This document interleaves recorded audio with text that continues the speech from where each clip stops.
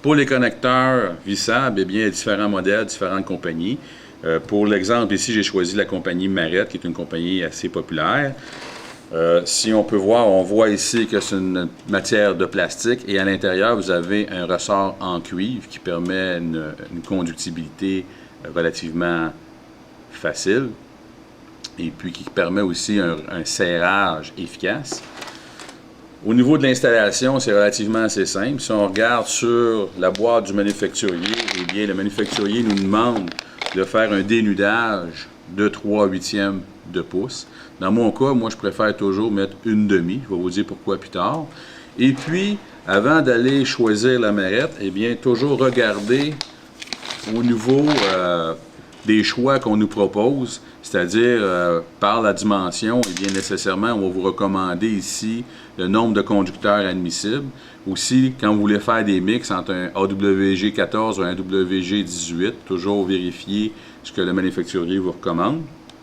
Donc, pour procéder, comme j'ai dit, ça prend une longueur de 3/8 de pouce pour le modèle que j'ai ici, qui est la grosseur AWG 16. Moi, je vous ai dit tantôt que je préférais 1/2. Une fois que vous avez dénudé, eh bien, ce qu'il vous reste à faire, c'est de bien serrer. Alors, ne prenez pas la marette pour serrer, mais de bien serrer les conducteurs. S'il aurait été des conducteurs rigides, eh bien, j'aurais utilisé une paire de pinces pour le serrer.